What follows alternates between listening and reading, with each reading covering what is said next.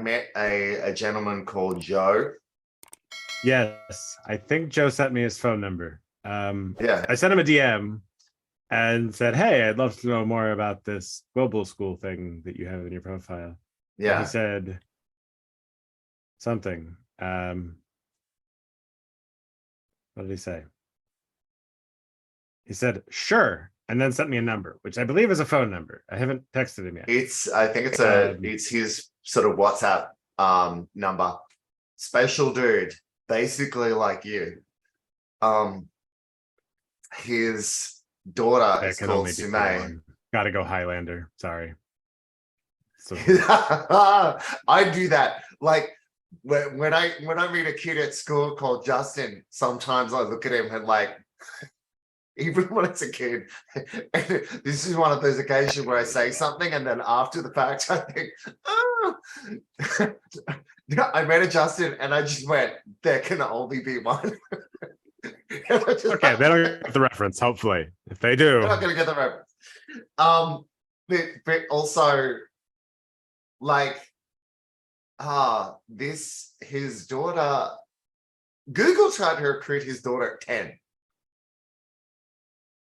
You know, Google tried to recruit his daughter at 10. So his daughter's essentially been teaching like Python classes to 16 and 17-year-olds on this microschooling app since she was 10.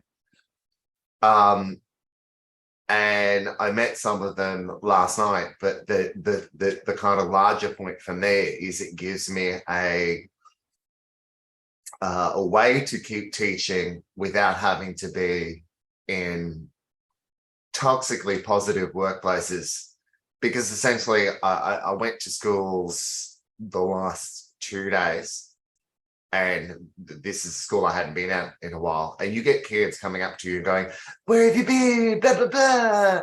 And for someone who is like, I made the joke to you before about I'm great until you get to know me. Like, my family, I guess anyone's family, is not naturally the most demonstrative kind of atmosphere because they don't know what it's like to be without you.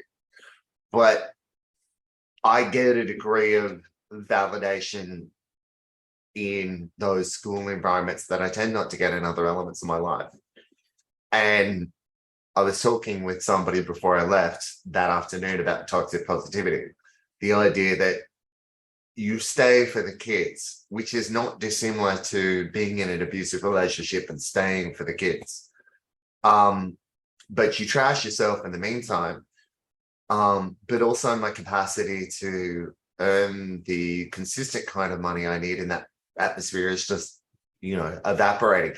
And it probably always was a little bit illusory. So having a clear idea going forward of where I'm going. So it's like still Go One, but it's Go One plus Weequal. The name of the app is a little bit unusual, but I think it's like it's a play on the idea of different places of the world having interesting things to say about education, the idea that education can to bring the world together, and perhaps people on this planet can start solving world problems with world solutions. But it does technically and tactically and strategically give me the capacity to curate some content up there and go, okay, and do have links to my writing up there. And it was nice because he showed my daughter Generation Gaslight. I mean, I've only written one piece, but they really like the one piece that I've written. But he showed it to his daughter as well. And the idea of being in environments where there's not this kind of wall between kid and adult conceptually. So they're not like, there's certain things you're not allowed to know. No. If you're going to exist in the world, your map of reality should be as descriptive of the real world as possible. And you see these like video breakdowns of like the Almanac of Navarro Ravikant by this 12-year-old. She's legit. But also he was talking last night, so I have some interesting content ideas. like, I was thinking it would be fun to say to her, let's speed run education. I'm going to get her to start at the beginning of Khan Academy and get to the end of Khan Academy as fast as she can. Like, kind of prove something to the world about what she can do. Because I can imagine the kind of arguments that have been thrown in his direction. But have you seen the movie Moneyball? I haven't seen the movie. I'm quite familiar with the concept, though. The first one through something the I've wall been is the one who gets bloody. right. Anyway, I'm ready to fight that fight. I would suggest also that you get on just for the sake of having a look, because I honestly think, and I still think this, that building public is what school could have or should have been. And it's such a, the thing about building public is it's, God, it's all, I don't know GitHub, but I get the impression that sometimes there's code repositories that can be used almost in an interoperable way. Like, oh, I put in this thing and I put in this thing. Like, you're not always doing all the coding yourself. You have a package of code that you can, I'm not sure if my metaphor is right.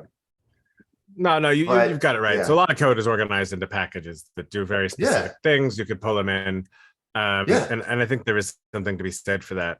I would argue that I don't think it could have been that. I think it can be that now, based on the technological shifts and what was available resource-wise. In terms of widespread education, I think a lot of the things we developed were a result of resource limitations, and the whole idea of educating the entire populace is a relatively new concept. And I think with that, I feel like a big reason for the whole educate the entire populace thing was so that there'll be better factory workers. Because that was kind of around the point where it was like, oh yeah, we'll give you some education, but for the sake of being a good little factory worker. And so now I think the idea of education is spreading, and it's like, well, what if I don't want to be a factory worker? It's different. The nature of building public, as I get the impression that it's not telling me what I should build. It's just saying, here is a process you can go through to build it. But I, as a human being, could build anything I want. So it's a methodology which is very forgiving, opening, and open source almost. It's almost like emotional open source. I don't even know if my metaphor is correct. But the something that I think building public could passionately bring to that conversation is, yes, there's kids learning about the different stuff that they want to learn about, but there's a paucity and a relative rarity of people going, okay, you want to learn about this thing. Why do you want to learn about that thing? What does it say about you that you want to learn about that thing? How does that fit into some larger strategy that you're going to use to execute to create a value proposition that can be a central pillar in your life? Whereas in creator culture, yes, building publics everywhere, but in education, it feels like a blue ocean kind of moment where creator culture, building public is relatively cutting edge now, but it doesn't make its way to children where mass adoption is concerned. A lot of people are coming to it later than I think they should, because it's so forgiving. It doesn't go, you're a piece of crap if you don't get it. It goes, if you didn't get it, that's completely normal because you're learning, you idiot. It's not just doing, it's kind doing. Yeah. And that's, it's like you, it's kind. It's doing plus kind. It's not stick over the head. It's kind of doing. That's That's a funny. Big pit. It I made is. it funny. It is. But no, that is like it. So this is something I've been exploring because I kind of bought. Well, I bought 2 more domains, but one's just going to point to the other. But I had this idea this past week because I have ideas all the time, and usually my first thing is to buy a domain or two. But Yeah. so I now own the domain buildinpublic.coach. Oh, hell yeah. And buildinpubliccoach.com. But I like buildinpublic.coach.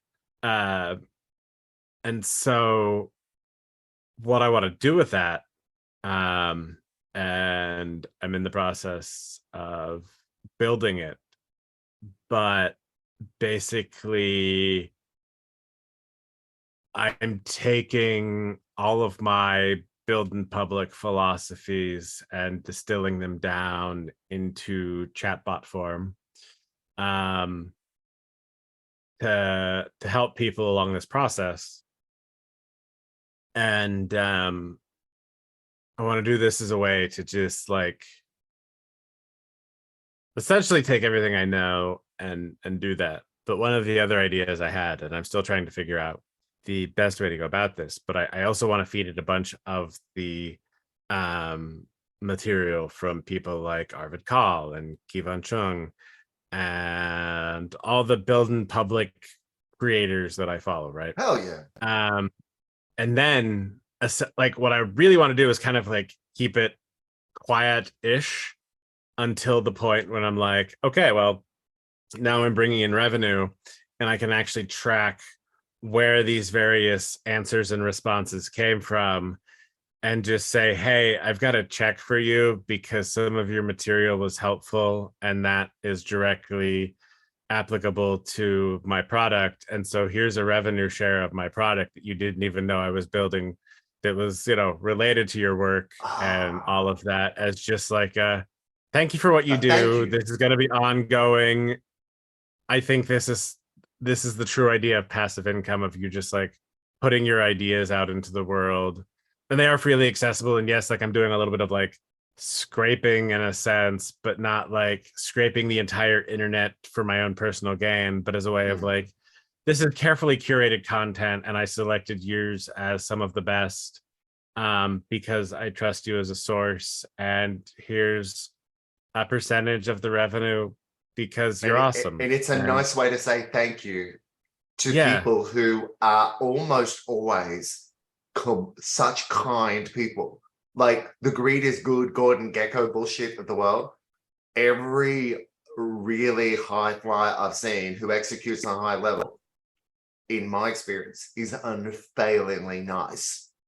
And the idea of like, you're on my list, the idea of taking a giant monetary dump on your head at some point is extremely motivating. God, that sounds awful, but you know what I mean. The idea of going, good people should win. And if you have the capacity to go, hey, you helped me, and now you're helping somebody else, I think that should come back to you in some small way. Here is a sign of my respect, a sign of my appreciation, and a sign of me paying it forward and being a source of positivity, both practical and emotional, in this world. That's fucking beautiful. Sorry, I got excited. No, I get it. That was like, kind of just like, yeah, that feels just lovely. Like, I want to make that happen. But can you imagine anyone saying that feels lovely? I want to make that happen in a classroom. Can you imagine that? Like you had to get to this at this point in your life as a father with kids and responsibilities.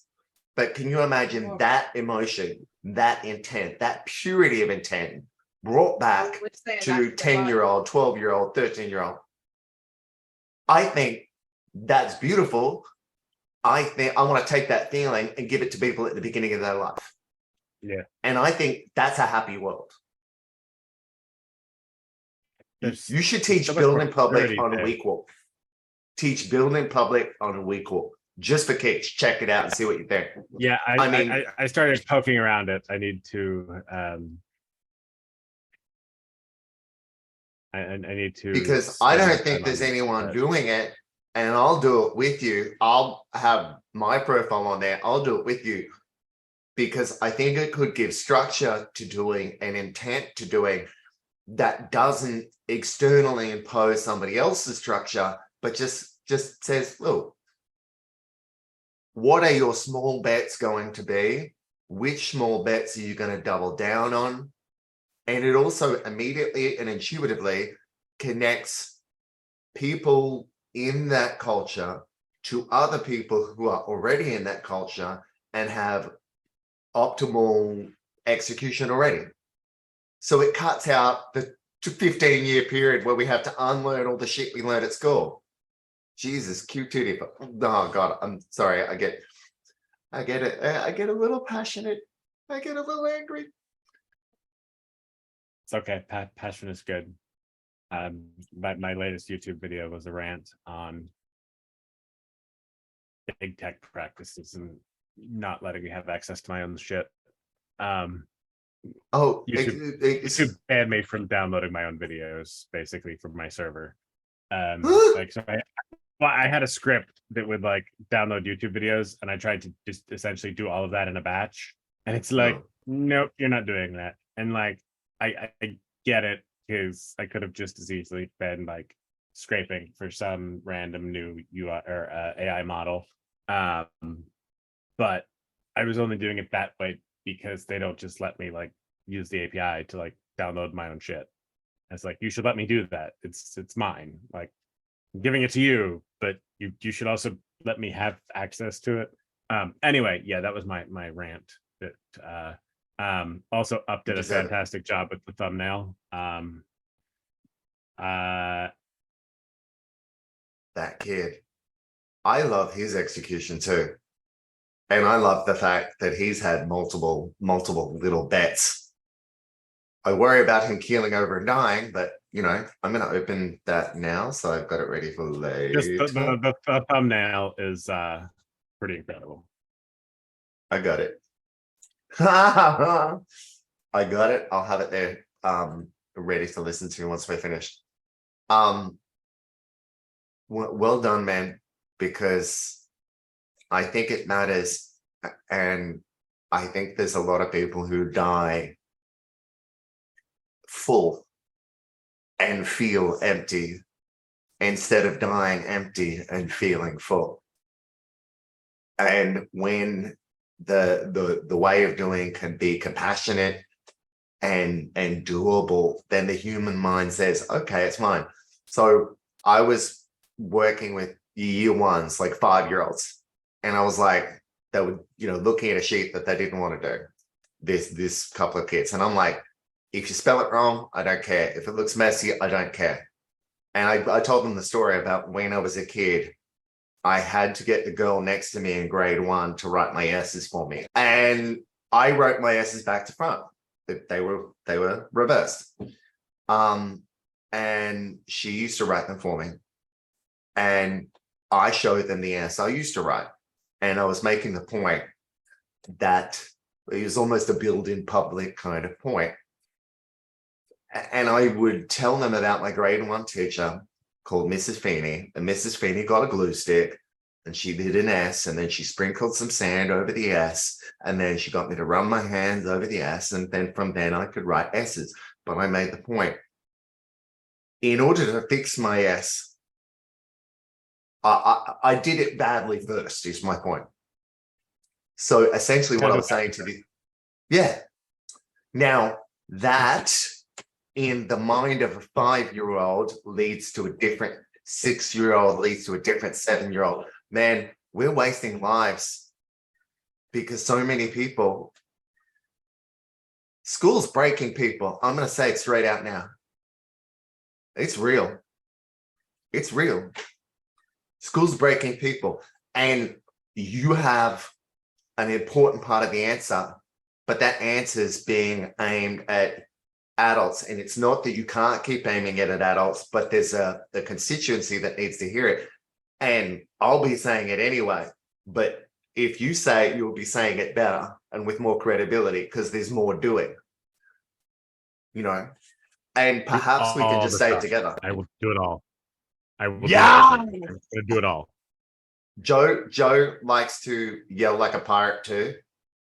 Like the other day, see that the floor behind me, the shiny floor behind me, just out of the blue, I connected with him on Twitter. He was like wanting somebody who could say things about the state of education, public education, university enrollment. We had a long conversation over WhatsApp. And by the end of that conversation, I was running up and down here like a ridiculous dog. But you know, Risky Business, the bit where Tom Cruise is wearing socks. Now, I was wearing pants. I got to be quite clear about that. I was wearing pants, but I was doing sock slides that way, then sock slides this way, because essentially he was talking to me and he said, essentially, you've got to let go of the anger, because he could hear that I was angry and I was talking about teachers in schools who do shitty things to kids.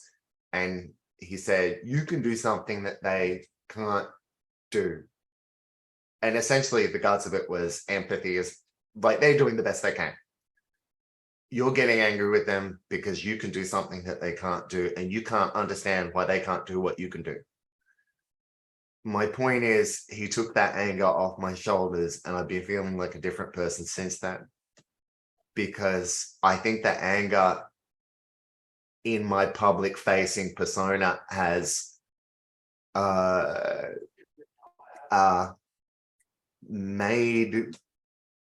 turned some people off. So, and don't forget that that's okay too. Like I want to point out that that's not necessarily a bad thing, because if shun the non-believers, if you, well, there's a piece of that actually speaks a lot, and this is something that because one of the things is, after making a lot of people online angry, I kind of want to make nobody online angry. But by doing that, I'm not being like, you almost have to like put yourself like, what was the oh bloody hell. So I remember there was a study where basically they did like, it was almost like a hot or not study, right? Yeah. And what they found was that the people who tended to be rated as like most attractive also had like the highest number of people rating them the least attractive. That's interesting. Like people in the middle were just kind of like, nah, okay. But like people who were like super hot, to some people were like, yeah, there's a word for it. I know. I don't know the word, but I know the feeling. I know that kind of concept. So it's like, if you're not pissing some people off, like you're also not correctly resonating with your kind of people. And this is something that I find a bit fascinating, and I haven't quite worked out how to like integrate that into what I'm doing. But I thought, like, kind of a spiky point of view. Yes, I have his book now. There's Seth Godin has a concept. It's called shun the non-believers. So essentially, if you're for everyone, you're for no one. Right. And I don't remember the precise book it's in, but his book should most adequately be read as like one mega book, but just in like 12 different editions. Read them all, because they're all perfect. Perfect is perhaps an unproductive word, but I have been scared of pissing people off, and everything you're saying is valid. But what I'm specifically talking about, there's a story called The Ugly Duckling. The Ugly Duckling is, do you know that story? Oh, quite familiar, yes. Okay, so the Ugly Duckling finds the swans, and then I'm like, I'm not a duckling, I'm a swan. So imagine if the Ugly Duckling got to the swan and then was like, motherfuckers, where you been? I've been around these fucking ducks. These ducks are dicks. Fuck these ducks, man. Get fucked ducks. So in my first instance of meeting people who are like me, I've been so triggered by the idea that these people existed the whole time along, that all the loneliness and isolation comes out of me.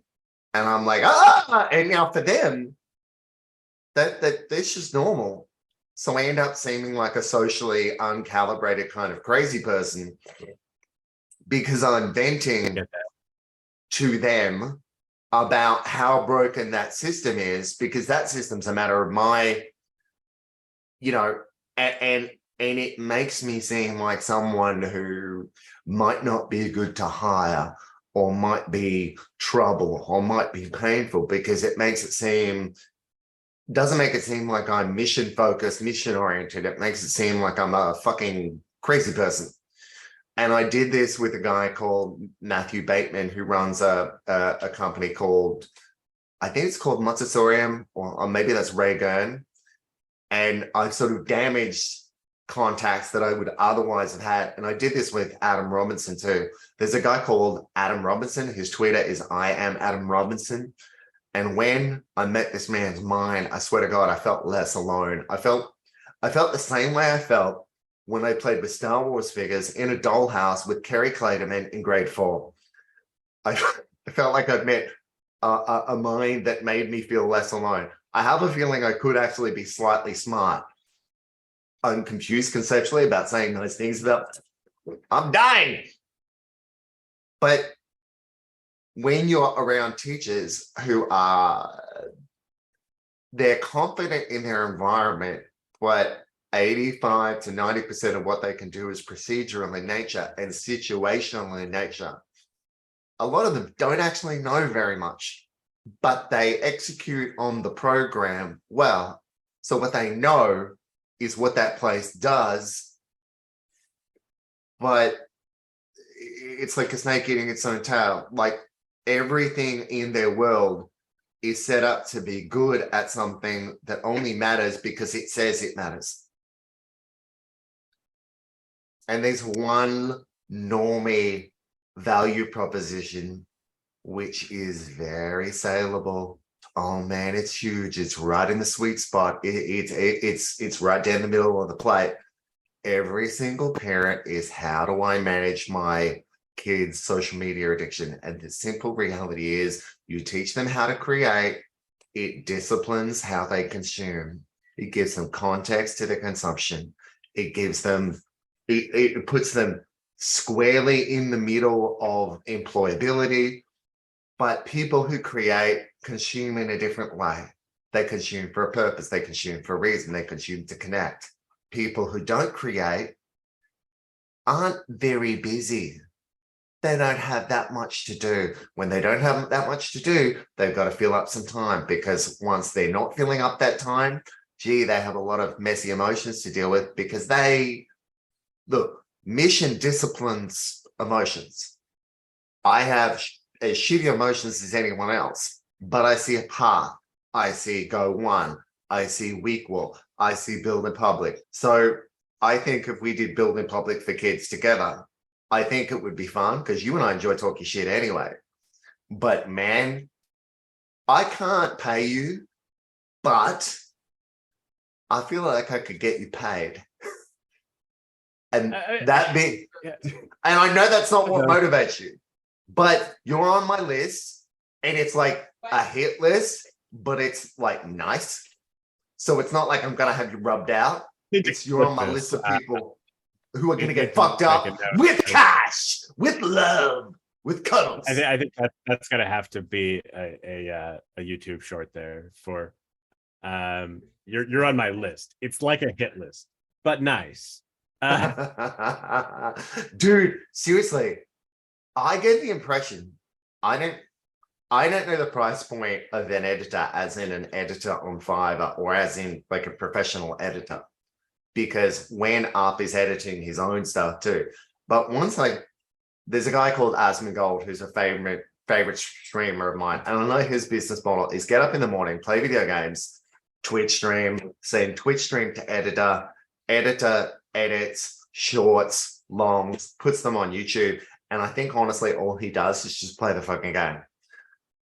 That's the ideal, and that's the funny thing, because like it starts off, and this is something that you know, I've been thinking about it a lot, right? Because it is like, okay, well, you know, when you're starting out, if you have the resources, yeah, you can just hire in all this expertise, right? But the problem is that means from the get-go, you're outsourcing the learning. What makes, well, yes, in a sense, but really you're outsourcing the evolution. And so I had this idea pop into my head today, and it's something I've been exploring too. But it's the idea that humans have basically evolved to evolve, and technology is our choose your own adventure form of evolution. So instead of relying on genes to decide what moves forward, we rely on people to actually just like pick the technology that moves things forward, because that's a lot faster than relying on genes to go through generations and generations. Anyway, all that is to say that I think, I lost what I was saying. So yeah, so for a channel, and in the sake of like a YouTube channel, one of the very formative times is in the early days, and like especially when you get rid of all the like outside incentives, right? When you think of the people who really made it, a lot of times it's so often a similar story. It was like, I started making videos about this because I enjoyed making videos about this. Yes. You don't worry about the extrinsic incentives. It's, I did it because I wanted to. Yeah. And then like you start playing with it and you're like, oh wait, this can actually be a real thing. And now it's not a matter of always outsourcing. Like, you're outsourcing for the expertise to some extent, but also you're doing it so that you can focus on the part that you enjoy the most, which a lot of times is the actual like recording. And, you know, the editor makes a huge impact in terms of what a video says. And so when you realize that, you start looking at the videos and you're like, oh, I can say things this way, or I can say things this way. And this is something I've been focusing on, this idea of packaging and how you take a video and use it to tell very specific stories in very specific ways. And the editor can do that in a lot of different ways. And if you just like let the editor pick from the beginning, you don't actually know what you're looking for. And so you're kind of going to go with whoever you happen to find, and it leaves a lot of it up to chance. Whereas if you're further along and you understand, and the email I forwarded you is all about taste. And actually I was quoted in it, which is another reason that I sent you that email, because it was Jay Acunza, who actually I found through Jay Klaus.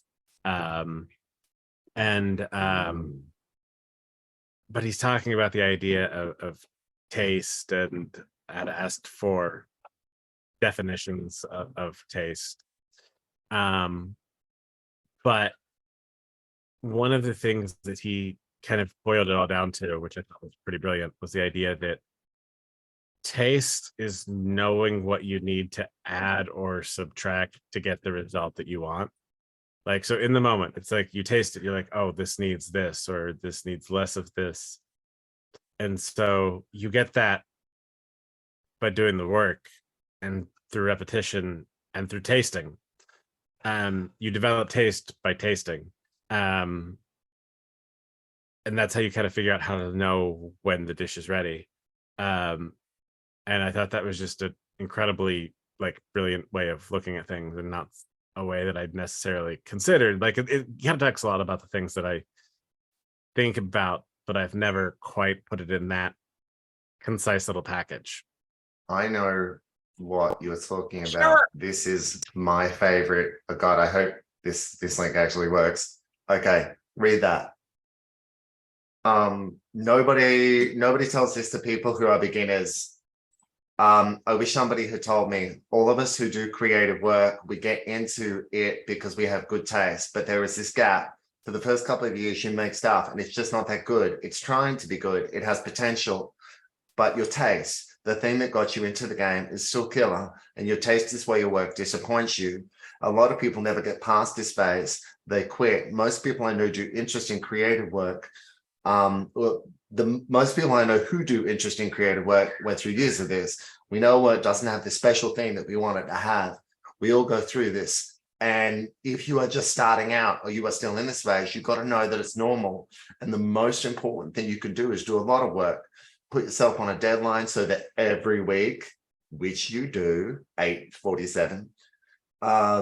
So 42. that Last 2 8:42. weeks, so that I got it wrong. may not be a great example here.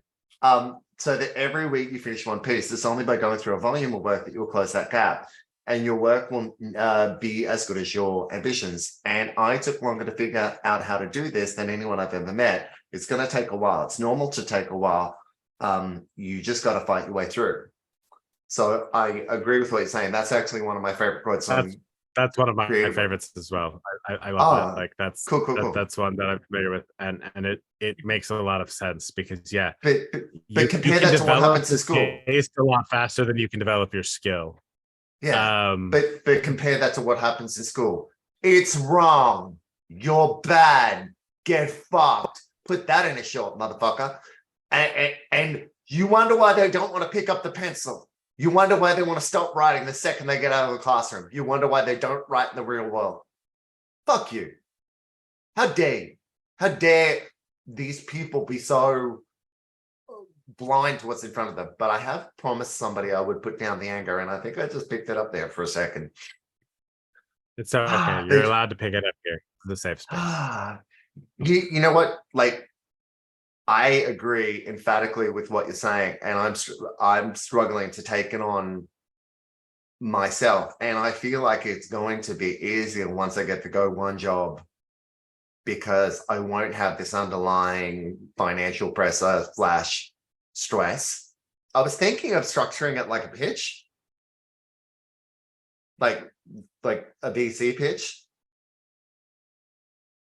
What do you think of that? Or is it overthinking it? I mean, so a VC pitch is simply telling a story with a compelling enough cliffhanger for them to read the next book in the series, to get more details, right? And so I'm familiar with like the Kindle books. So there's been this huge rash of like people publishing these like books that it's essentially like one book that they break up into like 12 or like 25 like separate books to try to get you to buy the like next romance so, and like going with the I shit, or think what? so you need to like buy the second one in order to see what happens, but then it does that like 25 more times, and I kind of view VC pitches that way anymore. And it's like, I need to tell a compelling enough story with a big enough hook for you to go, I got to know what happens next. And so from that standpoint, I think you could present it as, hey, this is what I'm doing right now. This is my plan going forward. Now, I really think it would be beneficial for us to come together in this moment and do this together. And if we did, it would look something like this. But if you're not into that, like, that's fine. Like, I'm still doing this.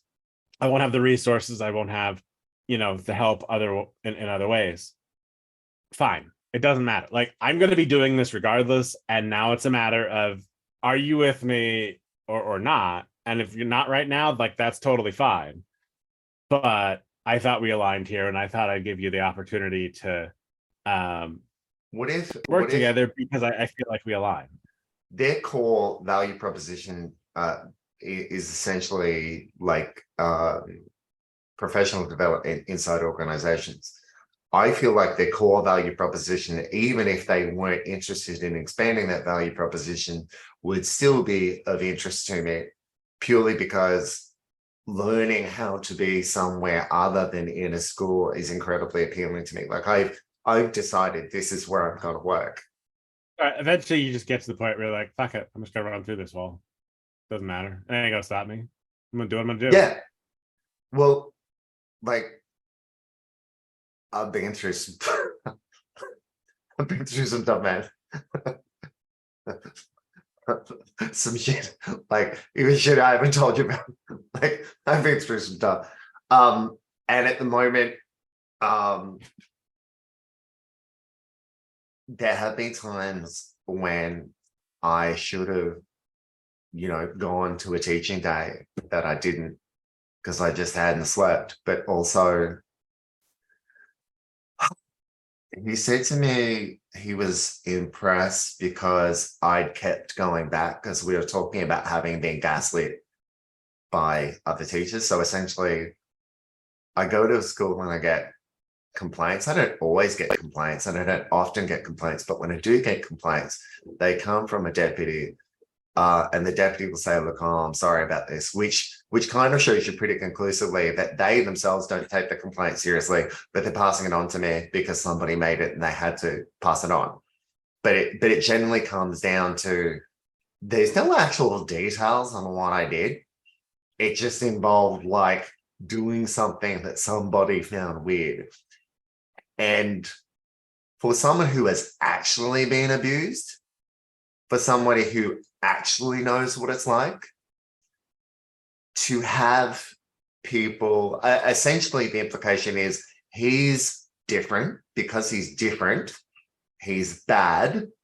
They can't point to anything from any kid or any parent at any time, anywhere that's substantively wrong. I just made them feel icky. And the problem with different, right? Like it's this natural, like yeah, what I expected. So now I've got to think about it, and because if I think about it, I don't like it. Yeah, and that's what he sort of said to me. Like, I'm not comfortable saying nice things about myself. So some of the things he said, it takes a lot of work to get through my emotional high gloss paint. Do you know what I mean by high gloss paint? Hard shell, shiny, love bounces off me. And he, in a really short period of time, just like went, it was like emotional harpoon, but in a good way. Emotional harpoon, but in a good way. A good kind of emotional through the heart. One. And he made me, like, he looked at my writing and he made me believe my writing was good. He showed my writing to his daughter, and his daughter he showed me the screen cap of his conversation with his daughter about my writing. And the daughter, who is this incredibly high functioning daughter of a serious looking Chinese mom, just went, wow. And I was like, I internalized the idea that my writing has some use in it, because it was so many of, when people write about kids, they write about kids like teachers. They sound like teachers. They're fucking boring. It has no blood in it. It has no, it's called Generation Gaslight. And it was essentially how you learn from what's around you. So if your teacher's talking about health, but your teacher is fat, if your parents say, oh, I better go for a walk after they eat their ice cream, but they don't, and they never do. It's the confidence of adults versus the typical execution of adults. And then the back end gaslight, where children are ashamed for being the apple that fell from the tree and got bruised. It's like, whoever I am, you made me. So I challenge Pete, like, it's been painful. And I think you can relate to situations where you have conversations in relationships that as a man get you in trouble. But I was drawing a connection. Like, these kids have only known me since they were 6, 8, and 9. So they were kind of, you know, a fully formed human being before I knew them. And I was drawing connections between things about Pete and things about them. And those conversations are uncomfortable. But in those conversations is the juice, the hope, because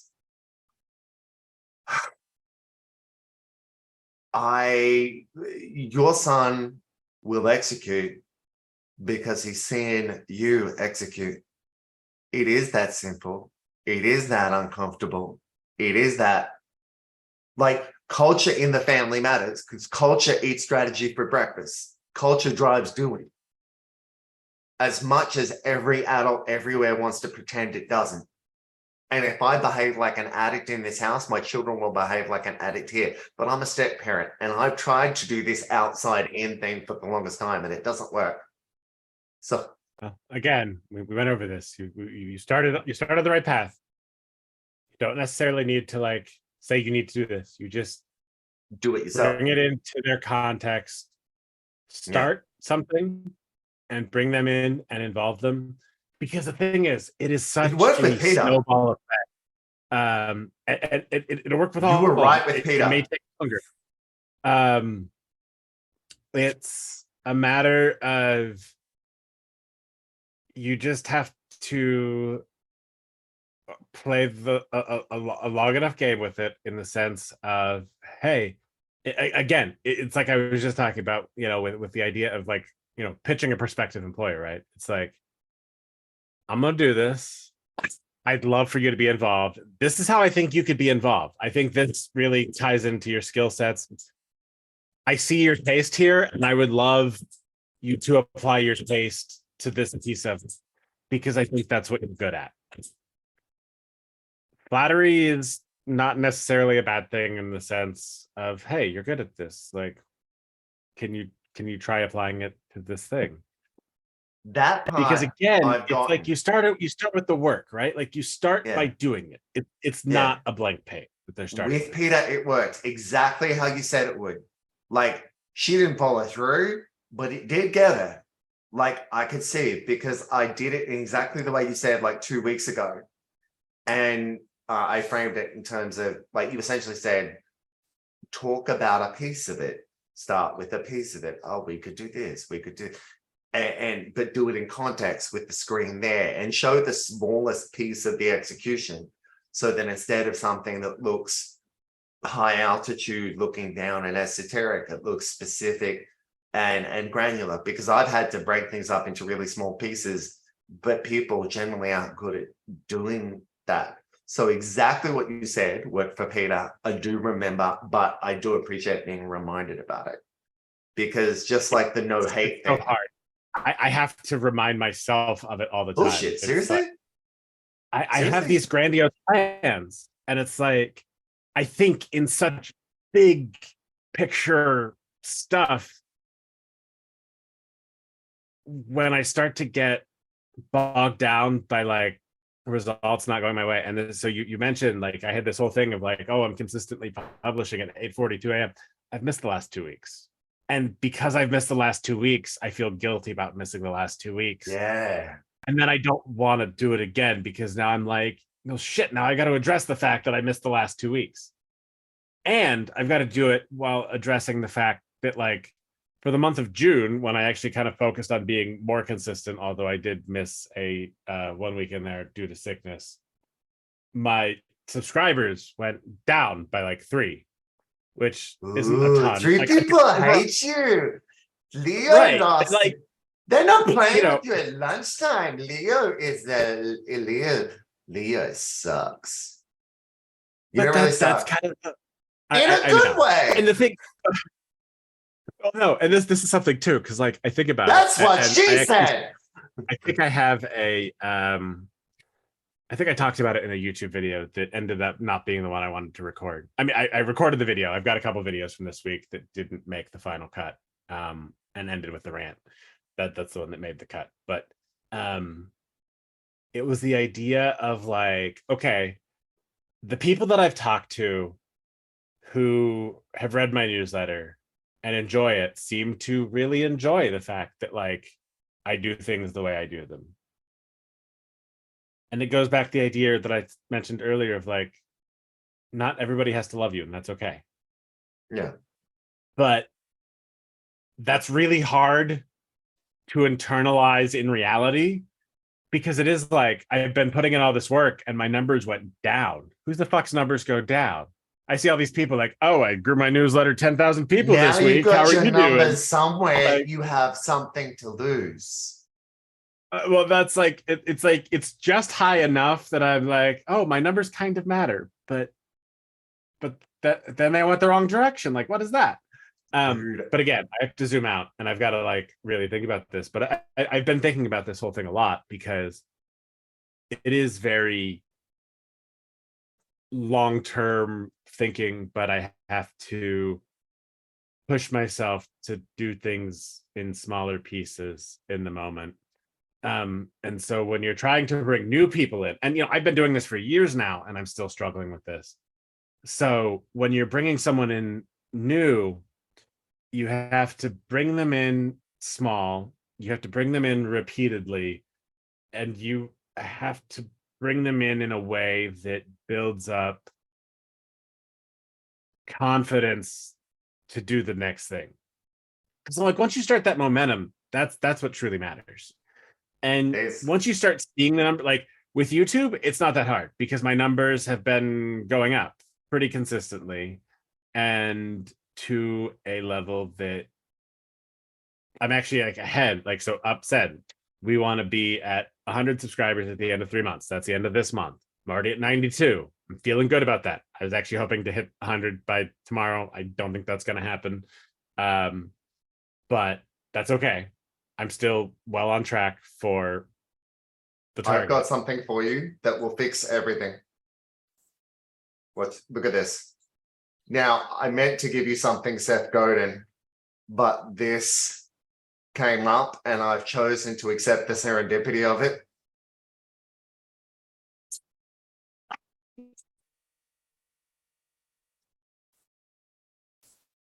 I've actually seen this. The content is a little bit dark.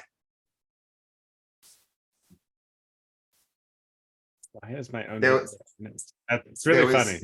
This is so I played a little Shun the Non-Believers thing, and the thing, it's like up next, it's like my own rant.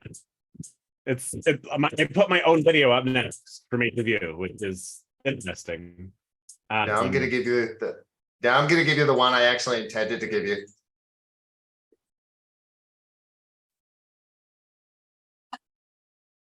Watch it at your own leisure, but basically Seth Godin will heal you. He will make it better.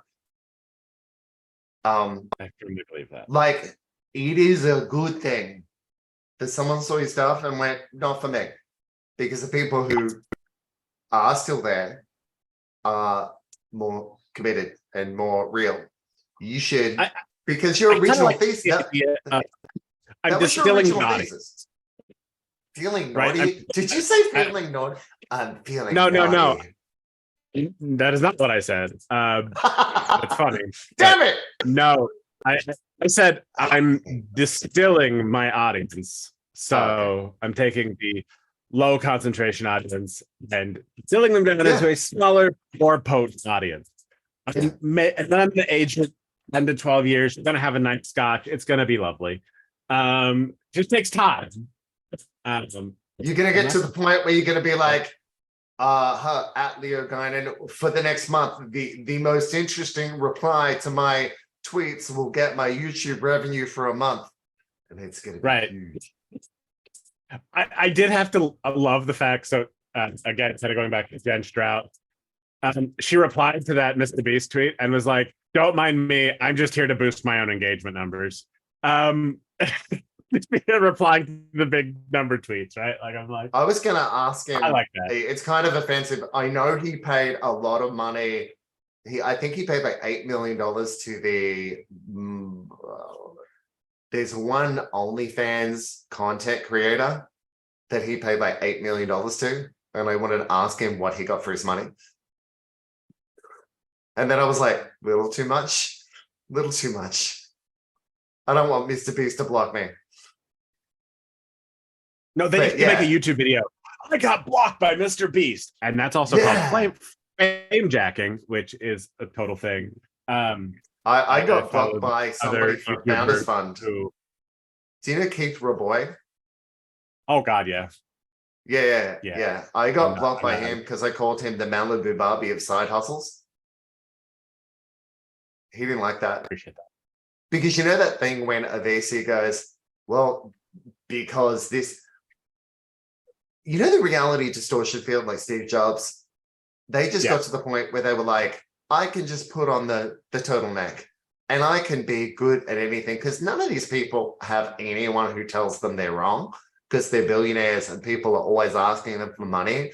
And when you give up on the idea that you're going to get money from VCs, because to me, it seems like more of a flex to make money from the beginning yourself. I just go, if I think you're wrong, I'm going to tell you, because I don't give a fuck. More and more, I'm starting to think that raising money, except in very specific circumstances, just sets you up to fail. Yeah. Emphatically agree. But yeah, I think that and I'm fine with that, because your thesis is the one that I come back to. It's like when it went, like I got on WeCall last night at 12 a.m. So I was asleep for like an hour and a half. I woke up for an hour. It took me an hour to get to sleep after that. So I sort of lost 2.5 hours sleep. So I could, for free, sit on a Zoom call in the middle of the night with 10 people who have the same thesis on education than I do. It was a huge win for me. And then get access to a platform that will allow me to keep teaching and keep doing my most highly leveraged skill to a world community. And then say to, I had a very lazy idea for my content creation. My content creation is going to be, Leo, could you tell everyone in our ADHD, friendship circle? So I'll go on RJ's podcast, I'll go back on Up's podcast, I'll go on everyone's podcast. Then everyone could do the editing for me. Then I get my name out there, not because it's my channel or my content, but because I'm on somebody else's content. And that will.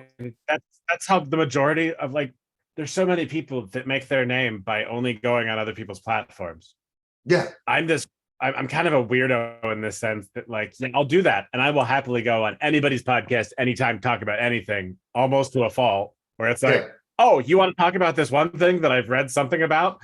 Yes, I would love to talk about that for 45 minutes on your podcast, because fuck it, I like being on podcasts. And that's a win. And then you sell that to kids. So it's like, when I was there, I was happy. When you're doing this, you're happy. And then you get paid, because people want to be around happy people. People want to be around a sense of potential, a sense of opportunity, a sense of, people want to be around people who do. People like to feel how they like to feel. And everyone implicitly knows that dirty highs don't feel as good as clean ones, and don't last like clean ones do.